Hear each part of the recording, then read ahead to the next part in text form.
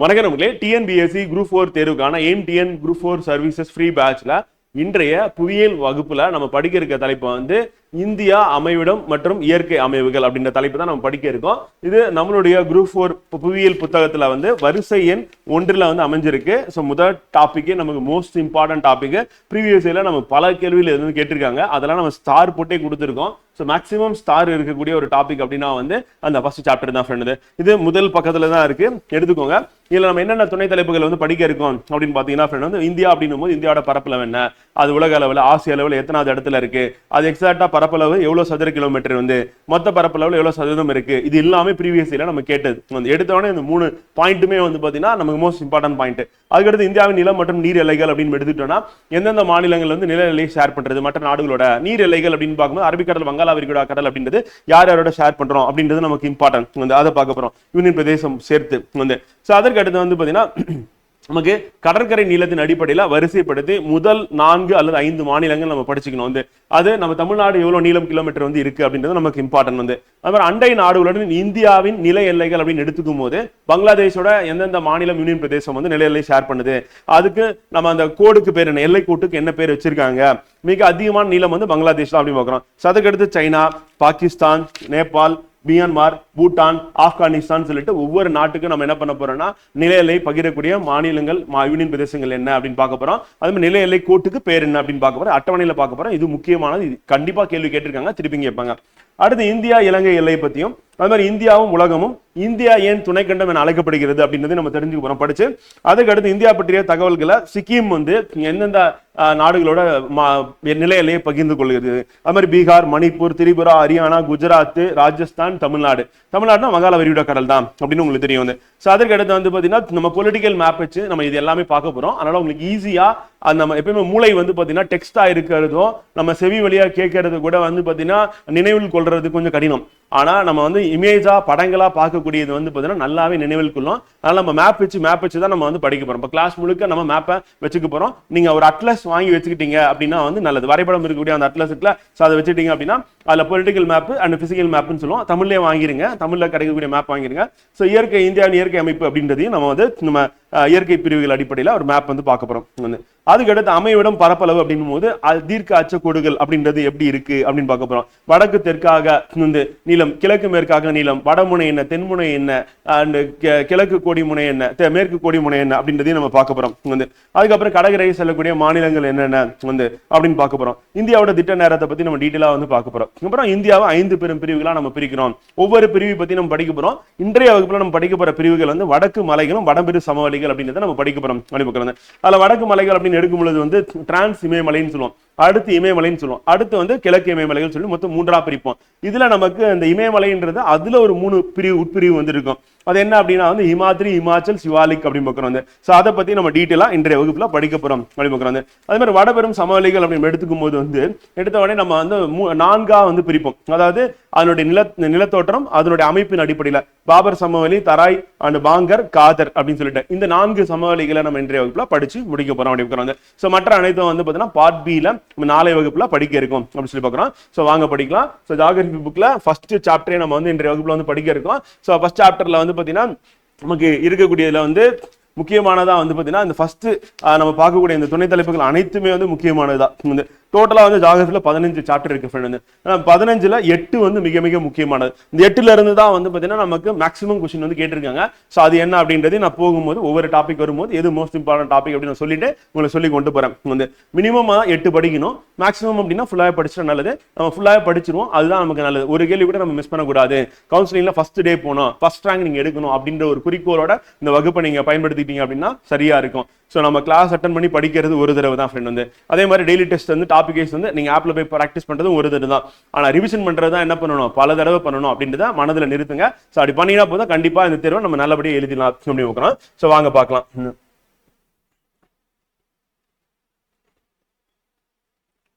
இந்தியாவின் அமைவிடம் அப்படின்னு எடுத்துக்கும் போது வந்து எங்க இருக்கு அப்படின்னு பார்க்கும்போது உலக பரப்பளவுல வந்து நம்ம வந்து 7வது பெரிய நாடாக இருக்கு அப்படின்னு பார்க்கிறோம். அப்ப எத்தனையாவது பெரிய நாடு அப்படின்றது நமக்கு தேர்வுல கேள்வி வந்து கேட்பாங்க. ஸோ அது வந்து இம்பார்ட்டன்ட் அப்படின்னு பார்க்கிறோம். வந்து அப்ப இந்தியா உலகின் 7வது பெரிய நாடாக உள்ளது அப்படின்னு பார்க்கிறோம். ஆசிய கண்டத்துல இந்தியாவோட நிலை என்னன்னா இரண்டாவது பெரிய நாடாக இருக்கு அப்படிங்கிறோம். சோ அது நமக்கு தெரு நோக்கில் இம்பார்ட்டன்ட் அப்படிங்கிறோம். சோ அப்ப 7வது பெரிய நாடு அப்படின்றதும் ஆசிய கண்டத்துல 2வது பெரிய நாடு அப்படின்றது நமக்கு இம்பார்ட்டன்ட். நிலப்பரப்பு அப்படின்னு பார்க்கும்போது 32,87,263 சதுர கிலோமீட்டர் அப்படின்றது நமக்கு இம்பார்ட்டன்ட் அப்படிங்கிறோம். தெருவில் கேட்டுருவாங்க இது புவியோட மொத்த நிலப்பரப்பு அப்படின்னு எடுத்துக்கும் போது அதுல நம்ம எவ்வளவு இருக்கும் அப்படின்னா 2.4% தான் நம்ம இருக்கிறோம் அப்படிங்கிறோம். சோ அப்ப புவியின் மொத்த பரப்பளவு 2.4% யார் இந்தியா இருக்கு அப்படிங்கிறோம். இந்தியா நிலம் மற்றும் நீர் எல்லைகள் அப்படின்னு பார்க்கும்போது நம்ம 16 மாநிலங்கள் என்ன பண்ணுது அப்படின்னா வந்து பாத்தீங்கன்னா கிட்டத்தட்ட 92 மாவட்டங்களோட மாநிலங்கள் நமக்கு இம்பார்ட்டன்ட். சோ 16 மாநிலங்கள் வழியாக வந்து 15,200 கிலோமீட்டர் வந்து நில எல்லையை இந்தியா பகிர்ந்து கொள்கிறது அப்படிங்கிறோம். சோ அப்ப எங்க ஆரம்பிக்கணும், குஜராத்ல ஸ்டார்ட் பண்ணும், அப்படியே மேல போய் சுத்தி அந்த பக்கம் அருணாச்சல பிரதேஷ் யோசிப்போம். ஆனா கீழே என்ன இருக்கும் அப்படின்னு பாத்தீங்கன்னா வந்து நமக்கு மிசோரம் திரிபுரா இருக்கும். அதற்கு அடுத்து என்ன இருக்குன்னா வெஸ்ட் பெங்கால் இருக்கும், மேற்கு வங்காளம் இருக்கும். சோ அப்படியே சுத்தி வந்தீங்க அப்படின்னா வந்து அப்ப இந்தியா வந்து நில எல்லை அப்படின்னா 15,200 கிலோமீட்டர் அப்படின்னு சுத்தி வரக்கூடியது நில எல்லை அப்படிங்கிறோம். இது வந்து வடமேற்கில் வந்து பாத்தீங்கன்னா நம்ம யாரோட ஷேர் பண்றோம் அப்படின்னா பாகிஸ்தான் ஆப்கானிஸ்தானோட ஷேர் பண்றோம் ஃபர்ஸ்ட் வந்து. அடுத்து 2வது வடக்கில் வந்து பாத்தீங்கன்னா சீனா நேபாளம் பூட்டானோட ஷேர் பண்றோம். அடுத்து கிழக்கில் வந்து வங்காளதேசம் மியான்மரோட நில எல்லையை பகிர்ந்து கொள்கிறது அப்படிங்கிறோம். இப்ப நம்ம என்ன பண்ணலாம், மேப் போய் பார்த்துட்டு வந்துருமா. சோ ஒவ்வொன்றுக்கும் நம்ம மேப் போகும்போது நமக்கு இன்னும் எளிமையா இருக்கும், ஈஸியா படிச்சுட்டு போயிடலாம் வந்து. வாங்க பாருங்க, இப்ப இந்தியாவோட நில எல்லை அப்படின்னு பார்க்கும்போது வந்து பாத்தீங்கன்னா இங்க குஜராத்ல நம்ம ஸ்டார்ட் பண்றோம் வந்து. சோ ஆரம்பிக்கிற இடம் இங்க ஆரம்பிக்கிறோம். இங்க ஆரம்பிச்சு நம்ம அப்படியே போகக்கூடியது வந்து பாத்தீங்கன்னா எங்க போய் முடியுது அப்படின்னு நம்ம எடுத்துக்கிட்டோம் அப்படின்னா இங்க கீழே இங்க முடியுதுன்னு சொல்ல முடியாது. ஏன்னா மிசோரம் அடுத்து வந்து பாத்தீங்கன்னா திரிபுரா இருக்கு. அதற்கு அடுத்து இங்க பாத்தீங்கன்னா வெஸ்ட் பெங்கால் இருக்கு, மேற்கு வங்காளம் இருக்கு. சோ அப்ப இந்தியாவுடைய நிலை எல்லை அப்படின்னு பார்க்கும்போது வந்து நமக்கு ஷேர் பண்ணும்போது வட மேற்குல யார் இருக்கு அப்படின்னா வந்து பாத்தீங்கன்னா இங்க வந்து பாகிஸ்தான் இருக்கு அப்படின்னு பார்த்தோம். இப்பதான் பாகிஸ்தான் இருக்கு வந்து. அதே மாதிரி மிக குறைந்த பார்டர் நம்ம யாரோட ஷேர் பண்றோம் அப்படின்னா வந்து நம்ம ஆப்கானிஸ்தானோட ஷேர் பண்றோம். இப்ப இங்க ஆப்கானிஸ்தான் இருக்கு அப்படின்னு. சோ அப்ப பாகிஸ்தான் ஆப்கானிஸ்தான் அப்படின்றது வந்து பாத்தீங்கன்னா நமக்கு வட மேற்குல இருக்கு. அப்ப இந்தியா அப்படின்னு பார்க்கும்போது இதனுடைய வடக்குல யார் இருக்கா அப்படின்னா வந்து சீனா இருக்கு அப்படிங்கிறோம். சோ அப்ப சீனா அப்படின்றது வந்து பாத்தீங்கன்னா வடக்குல இருக்கு. சீனாவோட இங்கேயும் சீனா தான் இருக்கு வந்து. சோ இது எல்லாமே சீனா தான் வந்து. சோ அதுக்கு அடுத்து வந்து பாத்தீங்கன்னா நேபாளம் அப்படின்றது 2வது நாடா இருக்கு, பூட்டான் அப்படின்றது 3வது நாடா இருக்கு. அப்ப வடக்குல வந்து நம்ம யாரோட ஷேர் பண்றோம் அப்படின்னா சீனா நேபாளம் பூட்டான் சொல்லிட்டு வந்து பாத்தீங்கன்னா இந்த 3 நாடுகளோட. வடமேற்கு யாரோடனா பாகிஸ்தான் ஆப்கானிஸ்தான் சொல்லிட்டு இந்த 2 நாடுகளோட ஷேர் பண்றோம் வந்து. இப்ப கிழக்குல யாரோட ஷேர் பண்றோம் அப்படின்னு பாத்தீங்கன்னா ஃப்ரெண்ட் வந்து வங்காளதேசம், பங்களாதேஷ் அப்புறம் மியான்மர் அப்படின்னு. சோ அப்ப நம்ம கிழக்குல அப்படின்னு பார்க்கும்போது பங்களாதேஷ் வந்து 1, 2வது வந்து மியான்மர் அப்படின்னு பார்க்கிறோம். இந்த 2 நாடுகளோட நம்ம கிழக்குல.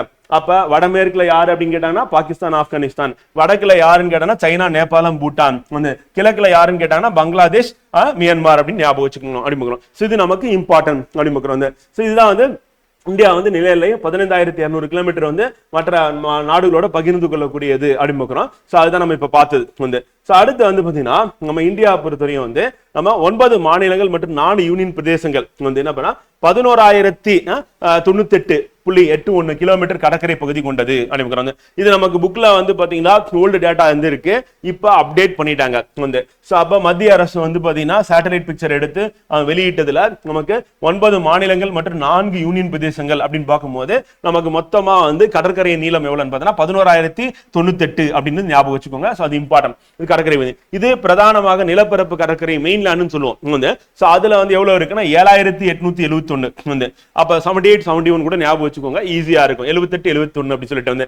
அதே வந்து கடற்கரை பரப்பு வந்து தீவுகள் எவ்வளவு இருக்கு அப்படின்னா வந்து பாத்தீங்கன்னா நமக்கு 3,227 வந்து. அப்ப 3,227 வந்து தீவுகள்லயும் அண்ட் மெயின்லேண்ட் நிலப்பரப்புல வந்து 7,871 அப்படின்னு. இதுதான் இந்தியாவுடைய நமக்கு நீர் எல்லையா வந்து இருக்கு அப்படின்னு. சோ அப்ப கடற்கரை அப்படின்னு பார்க்கும்போது இந்தியாவுடைய கடற்கரை அப்படின்னு மேப்ல பார்ப்போங்க.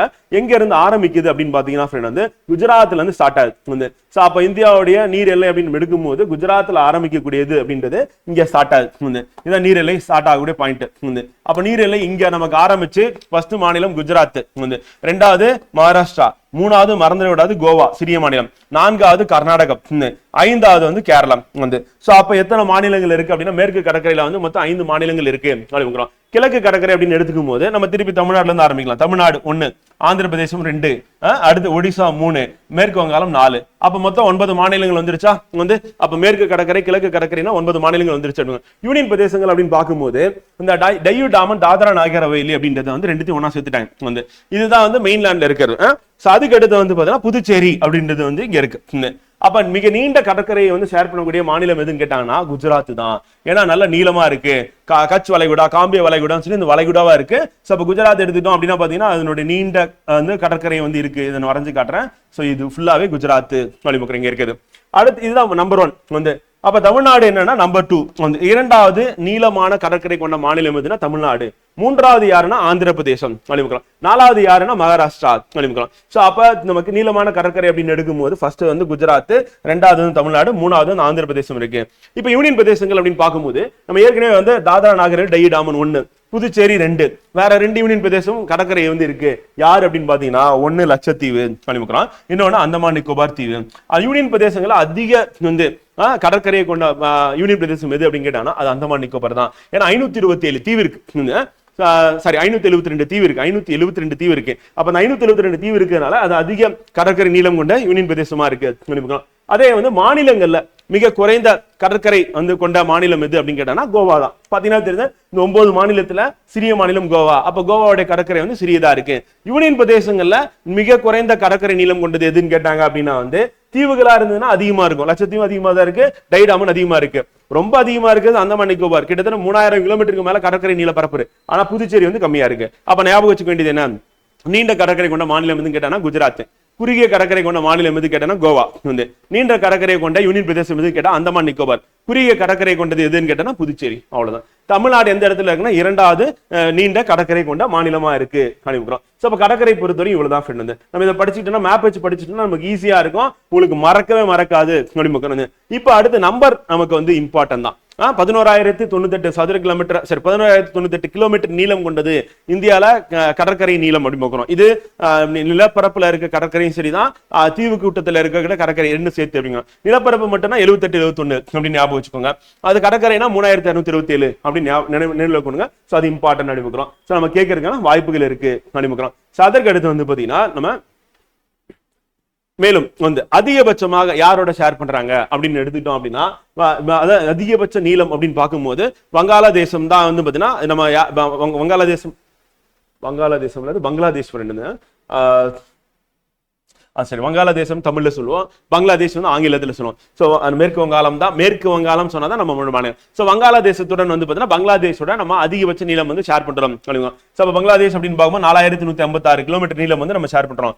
மிக குறைந்த நீளம் கொண்டது எது அப்படின்னா எந்த நாட்டோட நிலையிலே நம்ம பகிர்ந்து கொள்கிறோம் அப்படின்னா ஆப்கானிஸ்தான். ரெண்டுமே நம்ம கேள்வி கேட்டிருக்காங்க. சோ ஆப்கானிஸ்தானோட மிக குறைந்த நிலையிலையும் மிக நீண்ட நிலையில அப்படின்றது வந்து பங்களாதேஷ் அல்லது வங்காளதேசத்துடன் நம்ம ஷேர் பண்றோம். அப்ப அதிகபட்சமாக வங்காளதேசத்துடன் வந்து குறைந்தபட்சமாக குறுகிய எல்லையாக எதுனா ஆப்கானிஸ்தானோட ஷேர் பண்றோம். வெறும் 106 கிலோமீட்டர், அது 4,156 கிலோமீட்டர் அப்படிங்க. அடுத்து மத்திய பிரதேசம், சத்தீஸ்கர், ஜார்க்கண்ட், டெல்லி, ஹரியானா, தெலுங்கானா, இது என்னன்னா லேண்ட் லாக்டுன்னு சொல்லுவாங்க. அதாவது என்னன்னா இது வந்து எந்த ஒரு நில எல்லையும் நீர் எல்லையும் மற்ற நாடுகளோட ஷேரே பண்ணாது.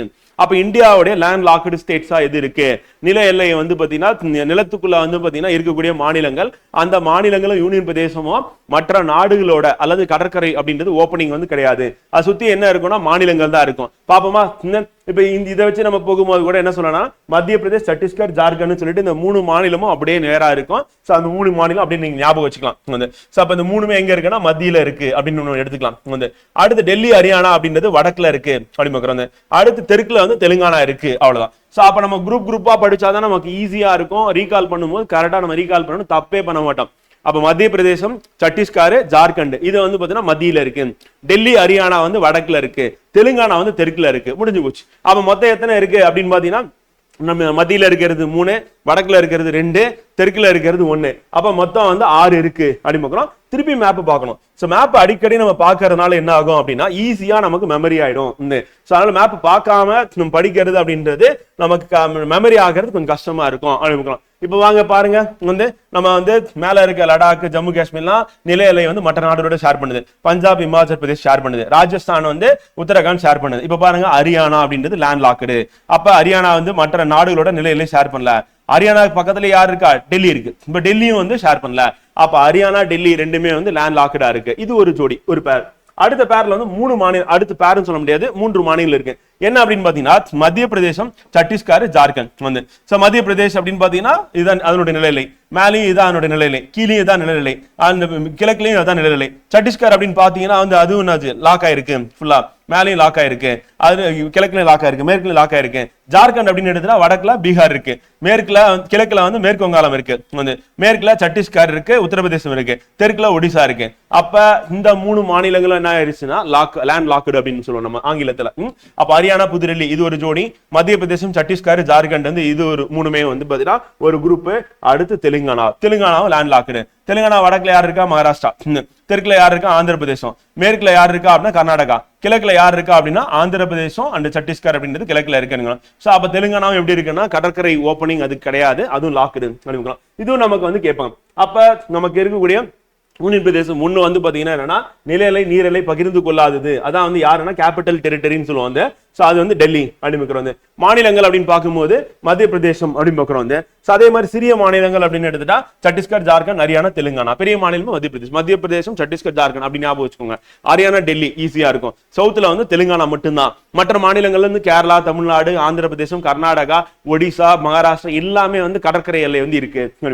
சோ அது நம்ம நினைவில் கொள்ளணும். அடுத்து நீண்ட கடற்கரை கொண்ட மாநிலங்கள் அப்படின்ற பட்டியல் வரும்பொழுது முதலிடம் யாருக்கு அப்படின்னு பாத்தீங்கன்னா குஜராத்துக்கு அப்படிங்கலாம். 2வது இடம் யாருக்குன்னு தமிழ்நாடு, 3வது இடம் யாருக்குன்னா ஆந்திர பிரதேசம் அப்படிங்கலாம். சோ ஃபர்ஸ்ட் 3 அப்படின்னு ஞாபகம் வச்சுக்கலாம், அது இம்பார்ட்டன்ட். அப்படி இல்லை அப்படின்னா வந்து நம்ம 4வது மகாராஷ்டிரா, 5வது மேற்கு வங்காளம் சொல்லி அந்த 5 மாநிலங்கள் கூட ஞாபகம் வச்சுக்கோங்க. Order important. இப்ப குஜராத் அப்படின்னு பார்க்கும்போது ரொம்ப அதிகமா இருக்கு, 2340. பக்கத்துல யாருமே போக முடியாத அளவுக்கு இருக்கு. ஆனா தமிழ்நாடு வந்து பாத்தீங்கன்னா 1068, அதுல பாதி தான். ஆனா 2வதா இருக்கு. நமக்கு ரொம்ப நெருக்கமா இருக்கிறது யாருன்னா ஆந்திர பிரதேசம் 1053. அப்ப தமிழ்நாடு அப்படின்னு பார்க்கும்போது திருத்தப்பட்ட இப்ப கடற்கரை நீளம் மத்திய அரசு வெளியிட்டபடி நமக்கு குஜராத் வந்து முதலிடம், தமிழ்நாடு 2வது இடம், ஆந்திர பிரதேசம் 3வது இடம், தமிழ்நாடு 1068 அப்படின்னு இம்பார்ட்டன்ட். அப்ப குறுகிய நீரிலையை கொண்டது எதுனா கோவா மாநிலங்கள்ல வந்து. அதே வந்து பெரிய நீண்ட கடற்கரை கொண்டது எது அப்படின்னா வந்து கடற்கரை கொண்ட யூனியன் பிரதேசம் எதுனா அந்தமான் நிக்கோபார், நம்ம ஏற்கனவே பார்த்துதான். அதே மாதிரி குறுகிய கடற்கரை பரப்பு கொண்ட யூனியன் பிரதேசம் எதுனா புதுச்சேரி அப்படி. இதுக்கெல்லாம் நம்ம கிலோமீட்டர் வேண்டியது இல்லை வந்து. சோ 3000 அப்படின்னு ஞாபகம் வச்சுட்டா போதும் அந்தமான் நிக்கோபார். சோ அது வந்து பாத்தீங்கன்னா மாநிலங்களோட அதிகமான கடற்கரை எல்லையை கொண்டதா இருக்கு. ஏன்னா மாநிலங்கள் 2000 பாக்குறோம். யார் அப்படின்னா வந்து நம்ம குஜராத் வந்து பார்த்தோம், அதை விட அதிகமா இருக்கு அப்படின்னு. அப்ப யூனியன் பிரதேசங்கள் மாநிலங்கள் ரெண்டுத்தையும் சேர்த்து கொடுத்தாங்கன்னா அந்தமான் நிக்கோபார் தீவு தான் அதிக கடற்கரை கொண்டது அப்படின்னு பார்க்கலாம். சோ அது நம்ம தெரிஞ்சுக்கிட்டோம்னா நல்லது.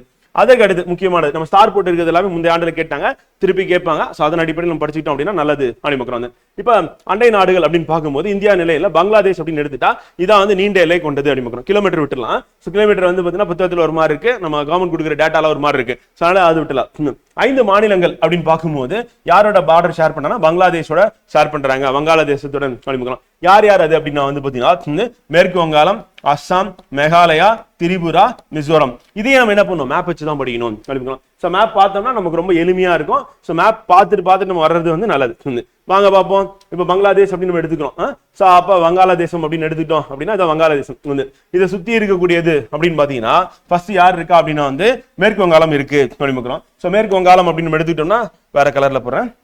சோ மேற்கு வங்காளம் 1 வந்து. 2வது அப்படியே மேல அப்படி சுத்தி மேற்கு வங்காளம் இங்க வந்துருது.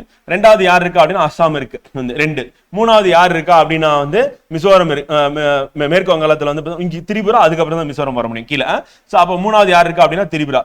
4வது யார் அப்படின்னா வந்து மிசோரம். சோ அப்ப 4 மாநிலங்கள் வந்து பங்களாதேஷம் சுத்தி இருக்கு. அப்ப மேற்கு வங்காளம், அஸ்ஸாம், திரிபுரா, மிசோரம் அப்படின்னு நினைவுல கொண்டீங்க அப்படின்னா சரியா இருக்கும் அப்படின்னு. சோ அது நமக்கு இம்பார்ட்டன்ட் அப்படின்னு. சோ அதே மாதிரி மற்ற நாடுகளோட நம்ம வந்து பார்டர் ஷேர் பண்றது அப்படின்றதையும் நம்ம வந்து பார்த்துட்டு திருப்பி இங்க வந்துடும், மேப்புக்கு வந்துடும். சோ வாங்க பார்ப்போம். சோ மற்ற நாடுகளுடன் அப்படின்னு பார்க்கும்போது ஃபர்ஸ்ட் வந்து பங்களாதேஷ் பார்த்தோம், நீண்ட எல்லை அப்படின்னு பார்த்தோம். அடுத்து வந்து நமக்கு சைனா அப்படின்னு பார்க்கிறோம், சீனா அப்படின்னு பார்க்கிறோம். சோ இப்ப சீனா அப்படின்னு எடுத்துக்கும் போது வந்து பாத்தீங்கன்னா சோ அதோட வந்து 4 மாநிலங்கள் வந்து ஷேர் பண்ணுது அப்படின்னு. அப்ப 4 மாநிலங்கள் அப்படின்னும் போது ஒரு யூனியன் பிரதேசம், அந்த ஒரு யூனியன் பிரதேசம் என்னன்னு உங்களுக்கு தெரியும், இது லடாக்.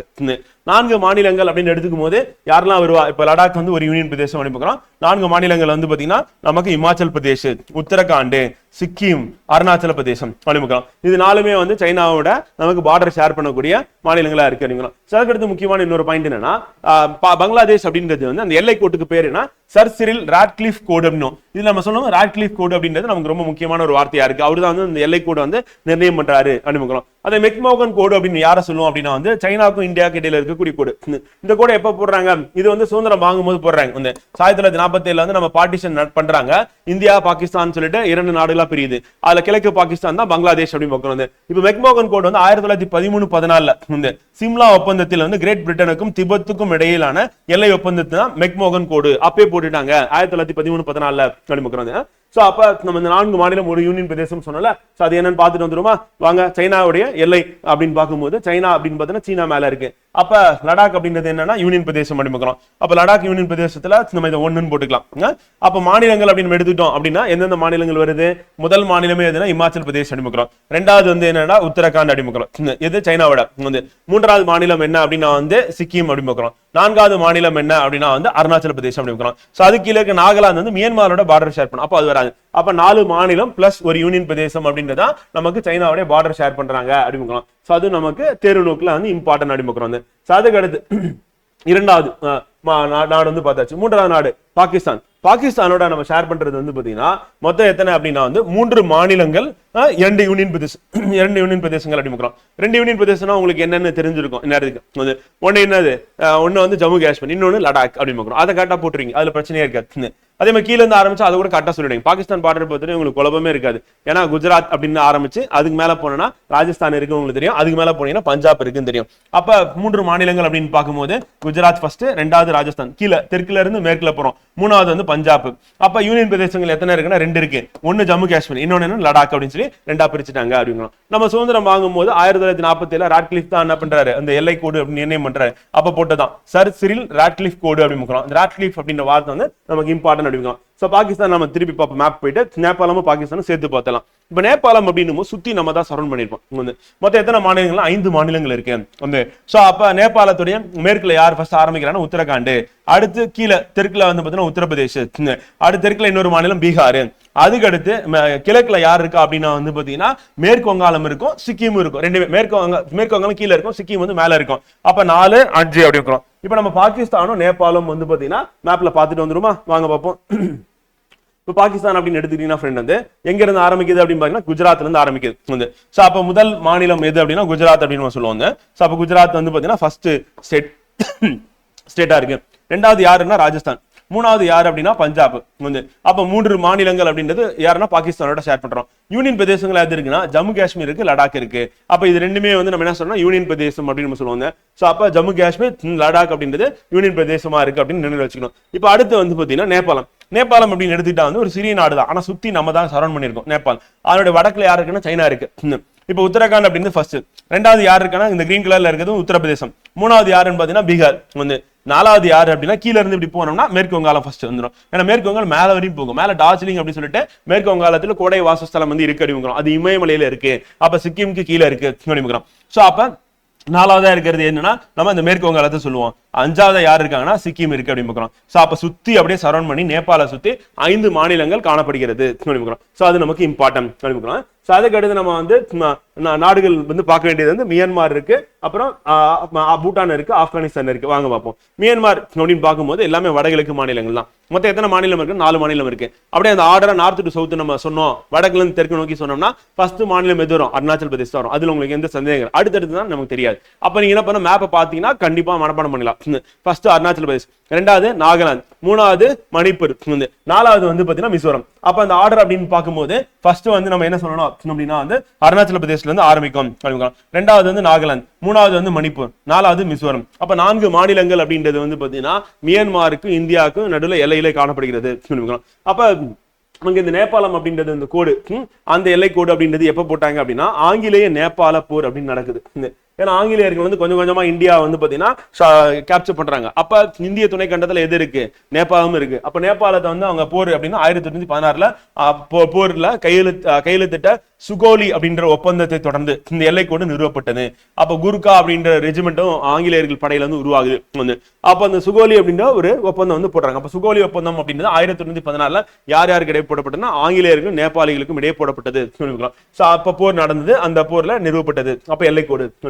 அடுத்து மியான்மர் அப்படின்னு பார்க்கும்போது நம்ம எல்லை அப்படின்றது என்னன்னா பிரம்மபுத்திரா மற்றும் அதனோட துணை பிரம்மபுத்திரா மற்றும் ஐராவதி இடையே உள்ள நீர் எல்லைகளில் தோராயமாக செல்கிறது. அப்ப பிரம்மபுத்திரா ரிவர் இருக்கு, சோ அதனுடைய நீர் எல்லை ஐராவதி அப்படின்ற ரிவர். சோ இதுக்கு ரெண்டுத்துக்கு நடுவில் இடைப்பட்ட பகுதியா இருக்கு அப்படின்னு பெரும்பாலும் என்ன அப்படின்னா கிழக்கு இமயமலை இருக்குல்ல, அந்த கிழக்கு இமயமலை வந்து யாருக்கு எல்லையா இருக்கு அப்படின்னா மியான்மருக்கும் இந்தியாவுக்கு நடுவில் காணப்படுகிறது.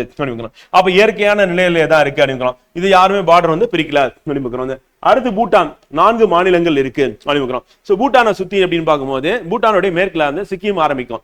அடுத்து யார் இருக்கா, மேற்கு வங்காளம் மேல போய் தொட்டுட்டு இருக்கும் சிக்கிம், அங்கதான் டார்ஜிலிங் இருக்கு. டார்ஜிலிங் வச்சு மேற்கு வங்காளம் இமயமலை வரைக்கும் போகுது அப்படின்னு ஞாபகம் வச்சுக்கோங்க. கீழே இருந்து ஆரம்பிச்சு மேல 10க்கு பங்களாதேஷ் தலை மேல ஏறி அப்படியே கிழக்கு நோக்கி அசாம போய் டச் பண்ணிடும். அப்ப அந்த அளவுக்கு வந்து மேற்கு வங்காளம் அப்படின்னு பாத்தீங்கன்னா என்னன்னா அப்படியே பங்களாதேஷ மேற்கு பகுதியில ஃபுல்லாவே சரௌண்ட் பண்ணி தான் இருக்கு.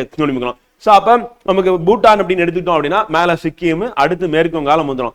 அதுக்கு அடுத்து கீழே யாரு இருப்பா, அஸ்ஸாம் இருக்கும். அதுக்கு அடுத்து கிழக்குல யார் இருப்பா அப்படின்னா வந்து நமக்கு அருணாச்சல பிரதேஷ் வந்து இருக்கும். சோ அப்ப 4 மாநிலங்கள் அப்படின்னு பார்க்கும்போது சிக்கிம், மேற்கு வங்காளம், அடுத்து அருணாச்சல பிரதேசம், அடுத்து வந்து அஸ்ஸாம். அஸ்ஸாம் வந்து தெற்குல இருக்கும். அஸ்ஸாம் சொல்லிட்டு கூட அருணாச்சல பிரதேசம் சொன்னா கூட கரெக்டா இருக்கும் இப்படி சுத்தி போகும்போது. இது வந்து எப்ப நிறுவப்பட்டது அப்படின்னா சின்சுலா அப்படின்ற ஒப்பந்தத்தின் மூலம் 1865 நிறுவப்பட்டது. இந்த மாதிரி நம்ம கேள்வி வந்து ஜாகிரபில புத்தகத்துல இல்லாத கேட்பாங்க, அதையும் சேர்த்து நம்ம கொடுத்துருக்கோம். சோ நம்ம புக் அப்படின்றது வந்து எஸ்சிஆர்டி தமிழ்நாடு பாடநூல் கழக புத்தகம், அது பிளஸ் அவுட் சோர்ஸ் பிளஸ் பிவைக்கு 3 சேர்ந்ததான் நம்மளுடைய புத்தகம். அதனால இதுல இருக்க கண்டென்ட்டை படிச்சாவே போதும். நம்ம ஜாகிரபில கேட்கிற 5 கொஸ்டின் வந்து கண்டிப்பா வந்து போட்டலாம் அப்படின்னு. சோ அதுக்கு அடுத்து ஆப்கானிஸ்தான் அப்படின்னு பார்க்கும்போது ஒரே ஒரு யூனியன் பிரதேசம் தான், அது என்னன்னா லடாக் அப்படின்னு பார்க்குறோம். இப்போ போய் மேப்பை போய் பார்த்துட்டு வந்துருமா, வந்து பார்த்துட்டு வந்துட்டோம்னா ஈஸியா இருக்கும். வாங்க பார்ப்போம். மேப் கண்டிப்பா ஒவ்வொன்றதுக்கும் பார்த்துக்கிட்டே இருக்கணும், அப்பதான் நம்ம ஈஸியா நினைவு கொள்ள முடியும். இப்போ பூட்டான் எடுத்துக்கிட்டோம் அப்படின்னா பாத்தீங்கன்னா இந்த பிரவுன் கலர்ல இருக்குல்ல அதான் சிக்கிம் முதல்ல. ரெண்டாவது இந்த பீச் கலர்ல இருக்குன்னு சொல்லுவோம் வந்து பாத்தீங்கன்னா ஸ்கின் கலர்ல, அது வந்து என்னன்னா மேற்கு வங்காளம் அப்படின்னு. அடுத்து 3வது வந்து கீழே யார் இருக்கு, அஸ்ஸாம் இருக்கு. 4வது வந்து பாத்தீங்கன்னா அருணாச்சல பிரதேசம் இருக்கு. அப்படியே பூட்டானை சுத்தி சரௌண்ட் பண்றது யாரு அப்படின்னா சிக்கிம், மேற்கு வங்காளம், அஸ்ஸாம் அண்ட் அருணாச்சல பிரதேசம் அப்படின்னு. இப்படிதான் சரௌண்ட் ஆயிருக்கு. அதுக்கு அடுத்து வந்து பாத்தீங்கன்னா நம்ம பங்களாதேஷ் அப்படின்றத நம்ம ஃபர்ஸ்டே பார்த்தாச்சு. மியான்மர் பார்க்க வேண்டியது இருக்கு. மியான்மர் அப்படின்னு பார்க்கும்போது இந்த எல்லோ கலர் இருக்குல்ல மஞ்சள் கலர்ல, அது வந்து அருணாச்சல பிரதேசம் 1. ரெண்டாவது இந்த பிரவுன் கலர்ல இருக்கிறது நாகாலாந்து 2 வந்து. அடுத்து பிங்க் கலர்ல இருக்கிறது வந்து மணிப்பூர் 3. அடுத்து கீழே வந்து பாத்தீங்கன்னா பர்பிள் கலர் சொல்லுவோம், அதுல இருக்கிறது வந்து 4 வந்து மிசோரம். அப்ப அருணாச்சல பிரதேசம், நாகாலாந்து, மணிப்பூர், மிசோரம். நீங்க மேப் கண்டிப்பா கையில வச்சுக்கணும், அட்லஸ் வச்சுக்கணும். நான் சொல்லும் போது நீங்க அட்லஸ்ல நீங்க ஒரு தடவை பாத்துட்டீங்க அப்படின்னா உங்களுக்கு வசதியா இருக்கு, மறக்காம இருக்காது. இந்த பக்கம் எந்த நாடு இருக்கு, மியான்மர் இந்த பக்கத்துல இருக்கு அப்படின்னு பார்க்கலாம். சோ அப்ப மியான்மர் அப்படின்றது இந்த 4 மாநிலங்களோட பார்டர் ஷேர் பண்ணுது அப்படின்னு பார்க்கலாம். சோ அது நமக்கு எக்ஸாம் பாயிண்ட் ஆஃப் வியூல இம்பார்ட்டன்ட் அப்படின்னு பார்க்கலாம். ஓகேவா? இப்ப நம்ம வந்து எல்லைகள் வந்து முடிச்சாச்சு. அடுத்து நம்ம என்ன படிக்க போறோம் அப்படின்னு பாத்தீங்கன்னா இந்தியா இலங்கை எல்லை அப்படின்னு பார்க்க போறோம். இந்தியாவும் இலங்கை எல்லை ஷேர் பண்றது அப்படின்னு என்னன்னா கடல் பகுதியில என்ன கடல் பகுதி அப்படின்னா பாக் நீர் சந்தி அப்படின்னு. அப்ப இந்தியாவுக்கும் இலங்கைக்கு இடையே வந்து காணப்படக்கூடிய நீர் சந்தி எதுன்னு கேட்டாங்கன்னா பாக் நீர் சந்தி அப்படின்னு பார்க்கிறோம். சோ அது நமக்கு இம்பார்ட்டன்ட். இது ஆழமற்ற கடல் பகுதி அப்படின்னு பார்க்கிறோம். இது தமிழ்நாட்டுல எங்க இருக்கு அப்படின்னா வந்து நம்ம ராமநாதபுரத்துல இந்த ராமேஸ்வரம் சொல்லல, ராமேஸ்வரத்துக்கு அருகில வந்து தனுஷ்கோடி அப்படின்ற இது வந்து இருக்கு. சோ அதுதான் வந்து பாத்தீங்கன்னா நீட்டிட்டு இருக்கும். அந்த தனுஷ்கோடியும் இலங்கையின் யாழ்ப்பாணம் தீபகற்பத்தில் வந்து அப்ப இலங்கையில யாழ்ப்பாணம் அப்படின்னு தீபகற்பமா வந்திருக்கு. சோ அந்த பகுதியில தலைமன்னாரில் இருந்து வெறும் 32 கிலோமீட்டர் தொலைவுல காணப்படுகிறது. அப்ப தனுஷ்கோடிக்கும் அந்த தலைமன்னாருக்கும் இடைப்பட்ட தூரம் வந்து பாத்தீங்கன்னா 32 கிலோமீட்டர் தான். இதை கனெக்ட் பண்றதுக்கு ஆதாம் பாலம் அப்படின்ற பாலம் வந்து இருக்கிறதா வந்து சொல்றாங்க. அப்ப ஆதாம் பாலம் சொல்லிட்டு இது வந்து நம்ம ராமர் பாலம் நம்ம சொல்லுவோம். வந்து அப்ப அந்த மணல் திட்டு தான், மணல் மேடு வந்து காணப்படுகிறது. இது ரெண்டுத்தையும் இணைக்கிறது வந்து. சோ அது நமக்கு எக்ஸாம் பாயிண்ட் ஆஃப் வியூல இம்பார்ட்டன்ட் அப்படிங்கிறோம். சோ வாங்க பார்ப்போம். இந்தியாவும் ஸ்ரீலங்காவும் வந்து பாத்தீங்கன்னா எந்த இடத்துல வந்து பிரியுது அப்படின்னு பார்ப்போங்க. சோ இப்ப பாத்தீங்கன்னா இது யாழ்ப்பாணம் அப்படின்றது வந்து தீபகற்பம். இந்த யாழ்ப்பாணம் அப்படின்ற தீபகற்பம் 3 பக்கம் கடலால் சூழப்பட்டுள்ளது, ஒரு பக்கம் நிலத்தால் சூழப்பட்டது அப்படிங்கிறோம். இதுல நம்ம தனுஷ்கோடி அப்படின்றது வந்து பாத்தீங்கன்னா நம்ம தனுஷ்கோடி அப்படின்றது வந்து பாத்தீங்கன்னா இந்த எட்ஜஸ்ல இருக்கு. அதே மாதிரி அங்க வந்து தலைமன்னார் அப்படின்னு பகுதி ரெண்டுத்துக்கு இடைப்பட்டது அப்படின்னா வெறும் 32 கிலோமீட்டர் தூரம் தான் அப்படிங்கிறோம். இதை நம்ம என்ன சொல்றோம் அப்படின்னா பாக் நீர் சந்தி அப்படின்னு நம்ம சொல்லுவோம். நீர் சந்தி அப்படின்னு நம்ம எதை சொல்லுவோம் அப்படின்னா பாத்தீங்கன்னா ஃப்ரெண்ட் வந்து அதாவது இங்க இருக்கக்கூடிய வங்காள விரிகுடாவையும் இங்க கீழே இருக்கக்கூடிய வந்து பாத்தீங்கன்னா இந்திய பெருங்கடலையும் இது ரெண்டையும் கனெக்ட் பண்றதா என்ன சொல்றோம்னா நீர் சந்தி அப்படின்னும். அப்ப 2 நிலப்பரப்பு இருக்கணும், அந்த 2 நிலப்பரப்பு நடுவுல ஒரு நீர் சந்தி வந்து இருக்கணும். அந்த நீர் சந்தினா 2 பெரிய நீர் பரப்பை வந்து கனெக்ட் பண்ணணும். அப்ப அந்த பக்கம் இருக்கிறது யாரு அப்படின்னா வந்து வங்காள விரிகுடா அப்படின்னு பார்க்கிறோம். வங்காள விரிகுடா வந்து பாத்தீங்கன்னா நமக்கு இங்கே காணப்படுகிறது அப்படின்னு பார்க்கிறோம். சோ வங்காள விரிகுடா வந்து அதே வந்து கீழே இருக்கிறது யாரு அப்படின்னா வந்து இந்திய பெருங்கடல் அணுகிறோம். அப்ப இந்த இந்திய பெருங்கடலையும் வங்காள விரிகுடா இணைக்கக்கூடியதான் பாக் நீர் சந்தி. இது எதை பிரிக்குதுன்னு கேட்டாங்கன்னா இந்தியாவையும் ஸ்ரீலங்காவையும் இலங்கையும் பிரிக்கிறது அப்படின்னு. சோ அது நமக்கு எக்ஸாம் பாயிண்ட் ஆஃப் வியூல இம்பார்ட்டன்ட் அப்படின்னு. சோ அப்ப நம்ம எல்லை அப்படின்னு பார்க்கும்போது ஆதாம் பாலம் அதுக்கு இடைப்பட்ட பாலம் பாலமா வந்து இருக்கு அப்படிங்க. இந்தியாவும் உலகம், இந்தியாவோட அமைவிடம் அப்படின்னு பார்க்கும்போது எங்க இருக்கு அப்படின்னு பாத்தீங்கன்னா ஃப்ரெண்ட், இந்தியாவோட அமைவிடம் அப்படின்னு எடுக்கும்போது நம்ம வட அரைக்கோளத்துல நம்ம இருக்கோம் அப்படின்றது எல்லாருக்குமே தெரியும், 0 டிகிரிக்கு மேல.